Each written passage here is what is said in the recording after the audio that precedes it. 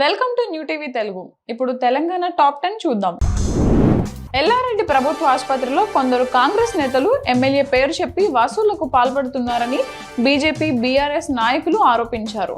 BJP మండల అధ్యక్షుడు Narasimhulu BRS నేత సతీష్ మీడియాతో మాట్లాడుతూ ఎన్నికల కోడ్ అమలులో ఉండగా కాంగ్రెస్ నేతలు ఆసుపత్రి సిబ్బందితో సమావేశం పెట్టారన్నారు.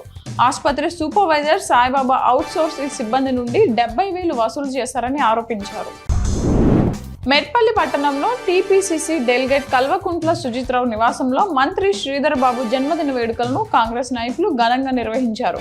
ఈ సందర్భంగా పుట్టినరోజు కేక్ కట్ చేసి మంత్రికి శుభాకాంక్షలు తెలిపారు. ఈ కార్యక్రమంలో మెట్పల్లి పట్టణ కాంగ్రెస్ పార్టీ మాజీ అధ్యక్షులు కుతుబ్ పాషా, పార్టీ నాయకులు, కార్యకర్తలు పాల్గొన్నారు. ఖమ్మం జిల్లా మధిర మున్సిపాలిటీ పరిధిలోని పలు వార్డులలో గల ఖాళీ స్థలాల వద్ద గల రోడ్లకు ఇరువైపులా డ్రైనేజీ కాలువలు లేకపోవడంతో మరుగునీరంతా ఖాళీ స్థలాలలో చేరి చిన్నపాటి చెరువులలాగా తయారయ్యాయి. దీంతో అవి దోమలకు ఆవాసంగా మారడంతో పలు ఇబ్బందులు పడుతున్నట్లు స్థానిక ప్రజలు వాపోతున్నారు. కావున తక్షణమే సంబంధిత అధికారులు స్పందించి ఈ విషయంపై తగు చర్యలు చేపట్టాలని కోరుతున్నారు. RG1 గోదావరికని 11వ గనిలో జరిగిన ప్రమాదంలో ఇచ్చగిరి ప్రతాప్ LHD ఆపరేటర్ దుర్మరణం పాలవడంపై Singareni collieries employees union CITU Ramagundam 1 area అధ్యక్ష కార్యదర్శులు ఆరేపల్లి రాజమౌళి, మెండే శ్రీనివాస్ నిరసన ఆగ్రహం వ్యక్తం చేశారు. ఇతర సంఘాల నాయకులు సింగరేణి ఆసుపత్రికి చేరుకుని మృతదేహాన్ని పరిశీలించి కుటుంబాన్ని ఓదార్చారు. జన్నారం మండలంలో పగటి ఉష్ణోగ్రతలు క్రమంగా పెరుగుతున్నాయి. మధ్యాహ్నం 12 గంటలకు జన్నారం పట్టణంతో పాటు పలు గ్రామాలలో ఎండ తీవ్రత పెరిగిందని అధికారులు తెలిపారు. ఇది గత సంవత్సరం కంటే 2 డిగ్రీలు ఎక్కువగా ఉందన్నారు. ఎండల తీవ్రత ఎక్కువగా ఉండడంతో ఉక్కపోత వాతావరణం ఏర్పడింది. ప్రధాన రోడ్డుతో పాటు గ్రామీణ రోడ్లు జనసంచారం లేక బోసిపోయాయి. 3 రోజులు ఎండల తీవ్రత ఎక్కువగా ఉంటుందని అధికారులు తెలిపారు. సిద్దిపేట జిల్లా వర్గల్ మండల కేంద్రంలో ఘనంగా శ్రీ వేణుగోపాలస్వామి రథోత్సవం శ్రీ వేణుగోపాలస్వామి దేవాలయం నుండి వర్గల్ మండల కేంద్రంలో పురవీధుల గుండా రథోత్సవాన్ని కన్నుల పండుగగా నిర్వహించారు.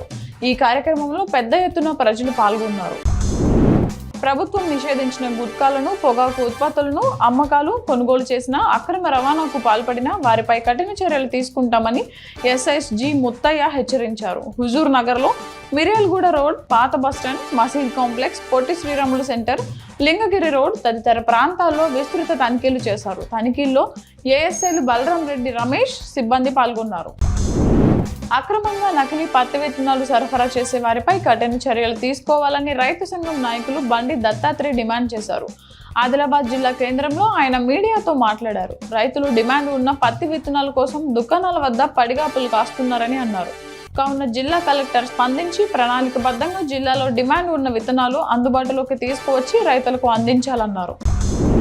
ఆదిలాబాద్ పట్టణంలోని కిసాన్ చౌక్ వద్ద పత్తి రైతులు చేపట్టిన ఆందోళన వద్దకి జిల్లా వ్యవసాయ అధికారి పుల్లయ్య, DSP జీవన్ రెడ్డి చేరుకున్నారు. ఈ సందర్భంగా రైతులతో అధికారులు మాట్లాడారు. ప్రతి ఒక్కరికి డిమాండ్ ఉన్న విత్తనాలు అందేలా చూస్తామని హామీ ఇవ్వడంతో రైతులు ఆందోళన విరమింపజేశారు.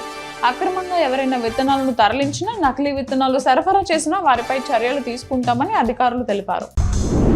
తెలంగాణ ప్రజల గుండెల్లోంచి చార్మినార్, కాకతీయ కళాతోరణాన్ని తీసేయలేరని BRS వర్కింగ్ ప్రెసిడెంట్ KTR అన్నారు. హైదరాబాద్ చార్మినార్ వద్ద ఆయన మాట్లాడుతూ తెలంగాణ రాజముద్రలో చార్మినార్ను, కాకతీయ కళాతోరణాన్ని తీసివేయడం రేవంత్ రెడ్డి మూర్ఖత్వానికి నిదర్శనమని, సర్కార్ తప్పుడు నిర్ణయాలకు వ్యతిరేకంగా కాకతీయ కళాతోరణం, చార్మినార్ వద్ద నిరసనలు తెలుపుతున్నామని అన్నారు.